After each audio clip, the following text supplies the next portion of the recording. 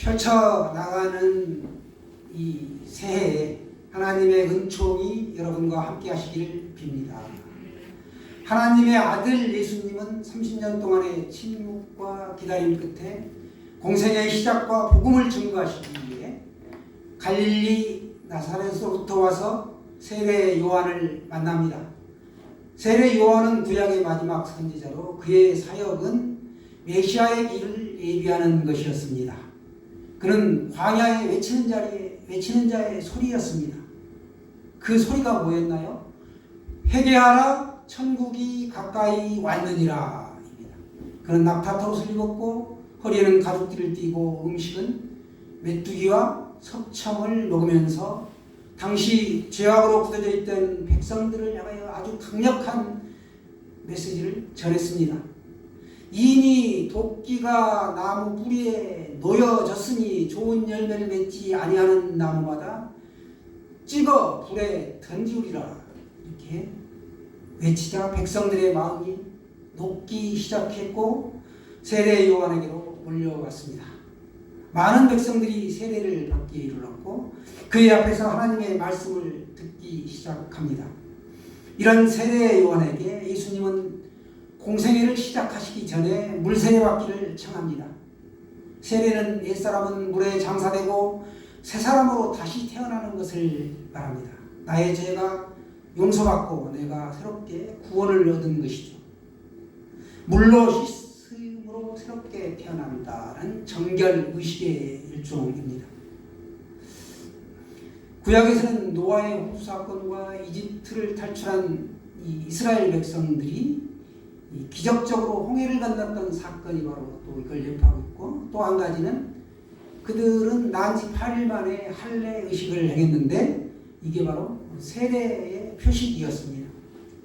요한의 물세례는 단순히 한 정결 의식만을 의미하는 것이 아니었습니다. 요한의 세례는 회개를 동반했다는 것입니다. 이것은 곧 회개의 세례를 통해 오실 메시아를 영접한다는 어떤 준비적인 성격이 강했습니다. 사실 예수님은 죄가 없으신 하나님의 아들이신데 세례를 받으실 필요가 전혀 없으셨습니다. 그럼에도 불구하고 세례를 받으신 것은 하나님의 의를 이루시기 위함이었습니다. 겸손하게 낮아져서 하나님의 질서에 순종하신 것입니다. 이 세례는 예수님 자신을 위해서 받는 것이 아니라 바로 우리들을 위해 받으시는 세례였던 것입니다. 예수님은 이 세례를 통해 십자가에서 인류의 죄를 대신 짊어지시고 죽으시고 다시 부활하실 것을 미리 보여주셨던 것입니다. 성도의 신앙의 출발점은 주님 앞에서 자신의 죄를 깨닫고 죄사함을 받는 이 세례와 함께 시작되는 것입니다. 그리스도인에게 세례는 주와 함께 옛사람이 죽고 새 사람으로 다시 살아나는 것, 이 중요한 표식이 바로 세례입니다. 전에는 내가 예수님 없이 내 마음대로 살았다면 이제는 예수님이 내 삶의 주인으로 내 안에 들어와서 사시는 것을 고백하며 살아가는 것, 이것이 바로 세례라는 것입니다. 그래서 이제는 내가 새로운 가치관과 새로운 목표를 가지고 사람들을 만나고 그 부르심의 상을 위하여 신앙생활을 하는 것이죠. 우리는 인생을 살면서 두 종류의 사람을 만납니다. 한 부류는 만나면 만날수록 만나고 싶은 사람입니다. 다른 한 부류는 만나면 만날수록 이제 그만 만나야 하겠다고 다짐을 하게 만드는 사람입니다. 사람은 연약한 존재이기 때문에 누구나 남의 말에 쉽게 상처를 받습니다. 또 죄의 유혹에 쉽게 빠지기도 합니다. 쉽게 화를 내고 분노하기도 하죠. 그렇게 되면 마음에 큰 상처를 입고 슬픔 속에서 홀로 탄식하며 나에게 왜 이런 일이 생기는가? 내가 그 사람을 차라리 만나지나 말 것을 이렇게 한식한다는 것이죠.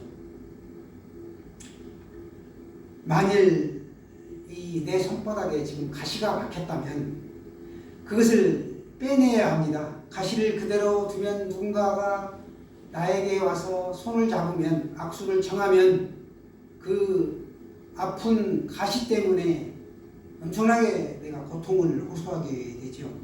너 때문에 내가 아프다라고 소리 지르게 될 것입니다. 반드시 가시를 빼내야 되는 것이죠. 내 안에 있는 그 아픈 상처, 가시가 있으면 내가 세상을 인간관계 할 때 특별하게 굴절된 상태로 볼 수 있습니다. 핑계를 댄다는 것이죠. 특별히 요즘은 우리는 전화를 가려서 받는 시대입니다. 세상의 방식은 한 번 전화해서 안 받으면 그분이 지금 이 사람이 바쁜가 보네 하고 이해를 하죠. 그러나 두 번 전화를 했는데 계속해서 전화를 안 받으면 상대가 나를 정리한 것으로 봐야 합니다. 일부러 안 받는 것이죠. 자기가 출석하는 교회의 목회자의 전화를 안 받기도 합니다. 목사가 미워도 전화는 받으세요. 여러분이 이 교회의 주역들이십니다. 부디 세상의 방식인 자기 중심적인 그 마음으로 살아가지 마시기를 바랍니다. 주 안에서 사랑하는 여러분, 예수님이 세례를 받으시고 물에서 올라오실 사이에 오늘 보시면 세 가지의 놀라운 일이 일어났습니다. 첫 번째는 하늘이 갈라졌습니다. 하늘의 문이 열린 것입니다. 이것은 하늘에 메시지가 있다는 것이죠. 또 하나는 성령이 비둘기같이 임했습니다. 성령이 임재하신 것입니다. 그리고 하늘로부터 소리가 들렸습니다. 너는 내 사랑하는 아들이라 내가 너를 기뻐하노라. 이렇게 하셨습니다. 예수님은 성령 충만한 능력을 받으신 것입니다. 성령 충만하게 되면 우리가 마치 우리가 핸드폰에 그 충만함이 핸드폰의 충전이 배터리에 가득하면 눈금이 꽉 차 있죠. 그러나 그게 이제 서서히 닳기 시작해서 다 닳아지게 되면 깜빡깜빡 하다가 이게 이제 녹통이 되는데, 우리 성령 충만이 뭐냐? 가득 충전된 상태. 뭘로? 하나님의 말씀으로 내 안에 이 성령이 임재해 있는 것이죠. 가득 차 있는 상태. 말씀으로 가득해 있는 충만한 상태. 그게 바로 성령의 임재요 성령의 충만입니다. 오늘 예수님은 세례를 받으시고 성령으로 충만하셨습니다. 그리고 세례를 받으신 예수님은 하늘에서부터 공식적으로 너는 내 사랑하는 아들이다 라고 오늘 증명이 되었습니다. 이 소리는 예수님의 권위를 증명하는 음성이었습니다. 권위를 인정받은 예수님은 이제 당당하게 본 무대에 등장하여 사역을 펼치시고자 하였습니다. 우리도 어떤 일을 시작할 때 이 일이 하나님께서 나에게 허락하신 일인가 이걸 알 수 있어야 합니다. 하나님의 음성은 우리가 어떤 일을 시작할 때 힘이 되고 능력이 되기 때문에 그렇습니다. 특별히 금년 한 해에 기도의 시간 많이 가지고 말씀을 깊이 묵상하시길 바랍니다. 그러면 그 말씀 속에서 들려주시는 하나님의 놀라운 음성을 들을 수 있을 것입니다. 그 음성을 들을 수 있는 길을 항상 열어놓아야 되죠. 세상에 너무 바쁘면 내가 하나님이 말씀하시고자 해도 말씀하셔도 들을 수가 없습니다. 그 영적인 길을 열어놓으시면 그게 사람의 소리인가 사탄의 소리인가 하나님의 음성인가를 분별할 수 있는데, 그 사이에 하나님의 말씀을 여과장치로 두시면 아주 적절하게 신앙생활을 잘 하실 수 있습니다. 분명하게 하나님의 음성을 들을 수 있다는 것이죠. 오늘날의 세례는 개교에 입교하는 공식적인 인정의식이기도 합니다. 그리스도와 더불어 옛사람이 장사 지내졌다라는 그런 영적인 의미도 있지만 교회 공동체로 한 지체가 되었다라는 의미의 외적인 표식입니다. 너는 내 사랑하는 아들이다. 이렇게 권위를 인정받은 예수님은 이제 막 사역을 시작하려고 하셨는데, 이때 성령이 예수님을 광야로 몰아내셨다라고 성경은 말씀하고 있습니다. 성령님이 예수님을 광야로 손잡고 이끌어 가신 게 아니라 광야로 매몰차게 몰아내셨다라고 말씀하고 있습니다. 그리고 예수님은 그 광야에서 40일을 금식하십니다. 그리고 광야에서 사탄에게 시험을 받습니다. 세 가지 시험을 받으시죠. 첫째는 돌들로 떡이 되게 하라는 것이었습니다. 본체가 하나님이신 예수님이 돌을 떡으로 만드는 일, 아주 쉬운 일입니다. 그러나 예수님이 능력을 발휘해 신으로 다시 돌아가면 인류 구원의 사역은 이룰 수 없게 됩니다. 사탄은 이걸 노리고 예수님이 인간이 아닌 신으로 다시 돌아가 인류를 죄 가운데 그대로 두기를 원했던 것입니다. 두 번째는 성전 꼭대기에서 네가 뛰어내리라, 이렇게 시험했지만 예수님은 신명기의 말씀으로 사탄의 시험을 이겨냈습니다. 세 번째는 사탄에게 엎드려 경배하라고 합니다. 이 세 가지의 유혹은 인류에 늘 따라다니는 생존 본능입니다. 잘 먹고 잘 살아야 한다는 물질적인 욕구가 있고, 자신의 능력을 확인하려는 그런 욕망이고, 또 세상에서 권력과 명예를 얻고 싶다는 본능이 누구에게나 다 있습니다. 하지만 예수님은 이 모든 시험을 성경에 기록된 하나님의 말씀으로 이기셨습니다. 이렇게 시험을 이기신 예수님은 광야에서 들짐승과 함께 계시며 천사들의 수종을 받았습니다. 하나님은 예수님을 그냥 광야로 몰아내신 것이 아니라 천사들이 수종들게 하심으로 앞으로 너에게, 예수님에게 당할 일이 얼마나 어렵고 힘이 든 일인지를 알게 하시면서 어떠한 일이 있어도 내가 너를 돕겠다라는 것을 의미하고 있습니다. 여름에 무더위가 더울수록 가을에 보면 곡식이, 과일이 탱글탱글 충만하게 열리죠. 또 태풍이 그렇게 심하게 모든 피해를 입히고 지나가면 바닷속을 확 뒤집어 놓게 되고, 바닷속은 신선한 산소가 다시 공급되니까 그로 인해서 그 바닷속에 사는 생물들이 더욱 풍성해지는 것처럼 우리에게도 환난과 역경이 반드시 살면서 닥칩니다. 예수 믿으면 평안한 삶이 아니라 제일 먼저 닥치는 게 힘들고 괴롭고 환난이 온다는 것이죠. 당장 힘들죠. 남들은 다리 뻗고 TV 보고 산으로 놀러 가는데 예배 자리에 나와야 되니까 당장 시간 뺏기니까 참 힘들죠. 쉬어야 되는데 못 쉰다는 것이죠. 이 환난과 역경과 어려움이 우리를 망하게 하는 것이 아닙니다.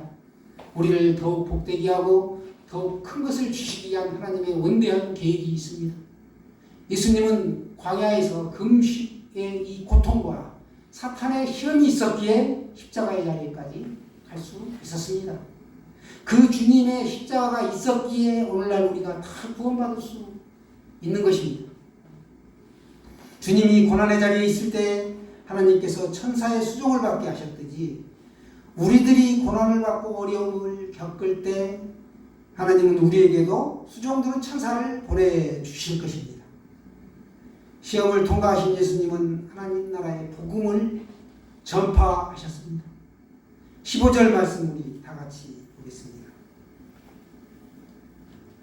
시작. 이르시되 때가 찼고 하나님의 나라가 가까이 왔으니 회개하고 복음을 믿으라 하시더라. 아멘. 예수님이 하나님이 말씀하십니다. 예수님이 말씀하신 거죠. 이르시되 예수님이 말씀하셨다. 때가 찼다. 때가 찼다. 이거는 하나님이 행하시는 구원의 순간을 말씀하고 있습니다. 그냥 흘러가는 시간은 크로노스의 시간이죠. 하나님의 뜻이 있는 그 구원의 순간, 이게 바로 카이로스인데, 이 카이로스의 시간은 가득 충만해져야만이 다음 단계로 넘어갑니다. 때가 찼다. 오늘 하나님의 그 구원의 때를 말씀하고 있습니다. 그리고 하나님의 나라가 가까이 왔다. 이 말씀을 비유적으로 말씀드리면 엄마 품에 안긴 아기와 같습니다.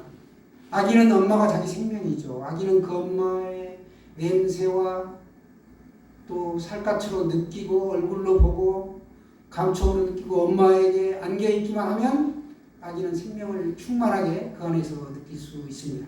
우리의 삶에도 하나님이 함께 하신다는 사실을 아는 사람은 그 자신의 인생살이가 지금 당장 힘들고 괴로워도 기쁨과 평안 안에서 만족스럽게 그 삶을 받아들일 수 있습니다. 예수님께서 오늘 말씀하십니다. 회개하고 복음을 믿으라. 복음을 믿으라. 회개는 가까이 온 이 하나님의 나라를 향해서 삶의 방향을 바꾸는 것, 방향전환, 이 방향전환을 말씀하고 있습니다. 지금까지 내가 돈을 움켜쥐고 살았다. 그러면 이제는 선하게 돈을 쓰는 쪽으로 방향을 바꿔야 되는 것이고, 자기만 생각하면서 내가 갇혀 살았다면 남을 섬기며 살 수 있어야 합니다. 또 게임이나 운동을 하는 것도 승부에 지나치게 집착하여 사생결단하고 덤비는 것이 아니라 이 놀이와 사귐의 차원으로 이걸 바라봐야 되고 그렇게 행해야 한다는 것이죠. 오늘날 우리나라의 가장 큰 병폐가 바로 이 수도권의 집값 문제죠. 인구 문제, 집값 문제. 쏠리다 보니까 백약이 무효라고 얘기하는데 이 아파트도 소유가 아니다, 거주하다, 거주하는 개념이다 라고 생각하면 쉽게 문제가 풀리는데 이게 잘 안 된다는 거예요. 소유한 사람도 사려고 하는 사람도 집 사두면 오르지 이런 것이 있고 오르면 좋고 다 이렇다는 거예요. 또 전세 사기가 얼마나 극성을 부립니까?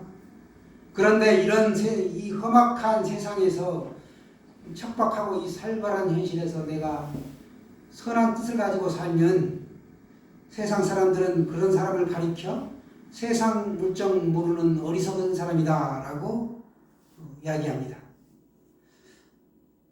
교회도 개인도 사회도 진정한 회개가 필요합니다. 우리가 어떻게 해야 할까요?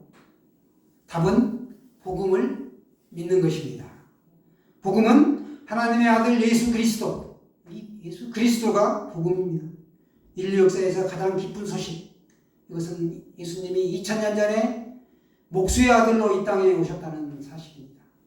그래서 오늘 세례요한은 예수님에게 하나님의 의를 이루기 위해 세례를 베푸셨습니다. 그리고 세례를 받으신 예수님은 성령이 내려오심을 보셨고 성령의 충만한 능력을 받으셨습니다.